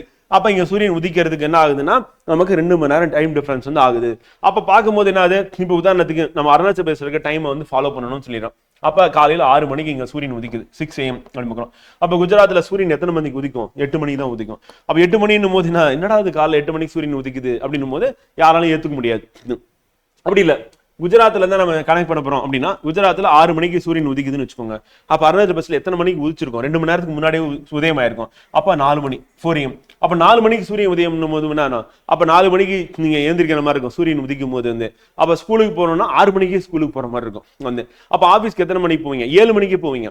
அப்ப இந்தியா முழுக்க என்ன ஆகும்னா இந்த ஒரு ப்ராப்ளம் வர்றதுனால அப்ப இந்திய அரசு என்ன பண்ணாங்க அப்படின்னா ரெண்டுத்துலயும் நம்ம வந்து டைம் ஜோன்ஸ் அப்படின்றது பிக்ஸ் பண்ணவே முடியாது. அப்ப என்ன பண்ணலாம் அப்படின்னா இந்தியால மையத்துல போகக்கூடிய கோடு எதுன்னு பாக்குறேன் வந்து. உலக நாடுகள் எப்படி எடுத்துப்பாங்கன்னா ஃப்ரெண்ட் வந்து அதாவது 0 டிகிரில இருந்து எப்படி டைம் ஜோன் எடுத்துக்கலாம்னா அடுத்த 15 டிகிரி அப்படின்றது வந்து பாத்தீங்கன்னா 1 மணி நேரத்தை கடந்துடும். அடுத்த 15 டிகிரி 30 டிகிரினா 2 மணி நேரத்துக்கு கடந்துடும். ஒவ்வொரு அரை மணி நேரத்துக்கு நீங்க எடுத்துக்கோங்கப்பான்னு சொல்லிட்டாங்க வந்து. இப்ப 0 டிகிரில இருந்து 30 டிகிரி போறதுக்கு வந்து நமக்கு என்ன ஆகுது? 2 மணி நேரம் ஆகுது வந்து. அதுக்கு பதிலா நம்ம என்ன பண்றோம் அப்படின்னா வந்து பாத்தீங்கன்னா 0 டிகிரில இருந்து 15 டிகிரி அப்படின்னும் போது என்ன ஆகுனா நம்ம கடக்கிறதுக்கு 1 மணி நேரம் ஆகும் வந்து. ஆனா இன்டர்நேஷனல் டைம் ஜோன் என்ன பண்ணிட்டாங்கன்னா நீங்க அரை மணி நேரத்துக்கு கூட பிரிச்சுக்கோங்க. அரை மணி நேரம் என்னன்னா நம்ம 0 டிகிரில இருந்து ஆரம்பிச்சு 7.5 டிகிரி வந்து, அதாவது 7 டிகிரி 30 நிமிடம் அது எடுத்துட்டீங்கன்னா ½ hour வந்து.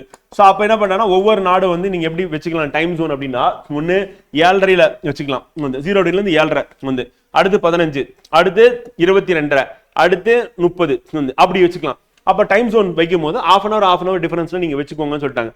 நம்ம கவர்மெண்ட் என்ன பண்ணாங்க அப்படின்னா வந்து இந்தியாவுடைய மையப்பகுதி அது என்ன அப்படின்னா வந்து அந்த தீர்க்க கோடு போயிட்டு இருக்கிறது அப்படின்றது எங்க போகுதுன்னா போயிட்டு இருக்கு அது வந்து 82 டிகிரி அப்படின்றத எடுத்துக்கிறாங்க. 82 30 நிமிடம். இது எக்ஸாக்டா எங்க போகுது அப்படின்னா உத்தரப்பிரதேசத்துல வந்து அது வந்து பிரயாக்ராஜ் அப்படின்ற நகரத்துக்கு பக்கத்துல, அலகாபாத்னு இதுக்கு முன்னாடி பழைய பேரு, இப்ப பிரயாக்ராஜ் தான் புது பேரு.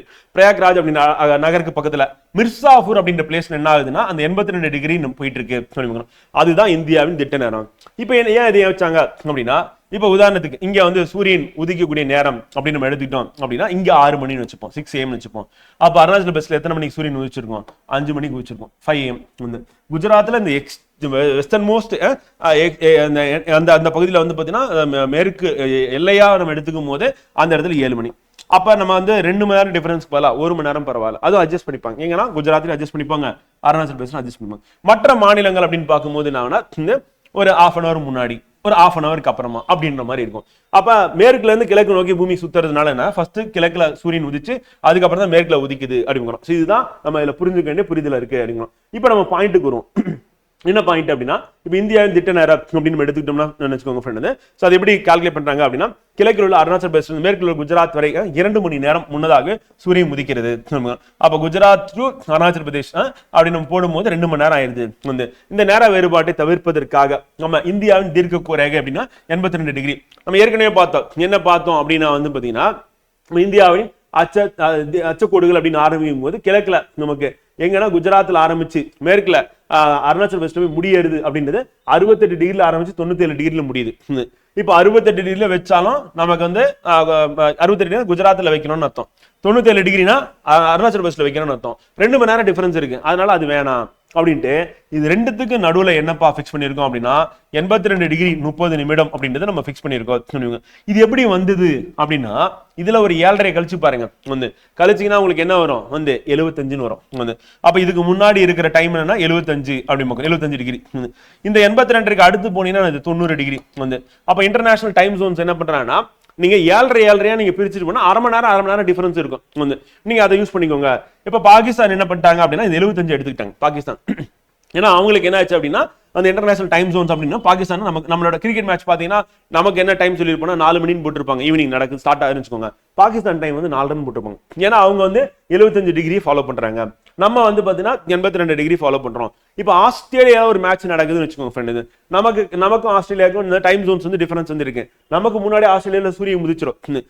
அப்ப நமக்கு காலையில பாத்தீங்கன்னா 10 மணி அப்படின்னா ஆஸ்திரேலியாவுக்கு என்ன டைம் அப்படின்னு பாத்தீங்கன்னா நமக்கு 10 மணியா இருக்குது, ஆஸ்திரேலியா முன்னாடியே பாத்தீங்கன்னா சூரியன் உதிச்சிடும். அப்ப உதிச்சு சூரியன் என்ன பண்ணுது அப்படின்னா பாத்தீங்கன்னா நமக்கு இந்தியாவுக்கு வர்றதுக்கு கிட்டத்தட்ட ஒரு 4 மணி நேரம் டைம் டிஃபரன்ஸ் இருக்குன்னு வச்சுக்கோங்க. தோராயமா சொல்றேன், 4 மணி நேரம் இருக்குன்னு வச்சுக்கோங்க. அப்ப அந்த 4 மணி நேரம் டிஃபரன்ஸ் அப்படின்னா அங்க சூரியன் 6 மணிக்கு உதிக்குது அப்படின்னா நமக்கு என்ன டைம்னா மிட் நைட் 2 மணி அர்த்தம்.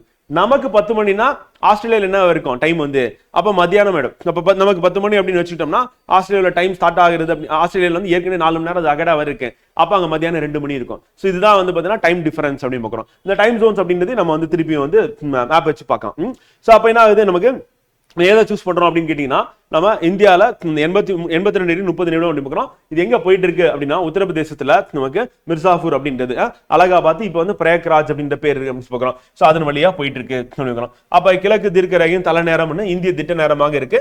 சோ அது 82 டிகிரி 30 நிமிடம். இது கிரீன்விச் மெரிடியனோட நம்ம எவ்வளவு நேரம் அகடா இருக்கும். அதுல கிரீன்விச் அப்படின்னு கேட்டீங்கன்னா நம்ம இந்தியா இருக்கிறது இங்க இருக்கும் ஃப்ரெண்ட்.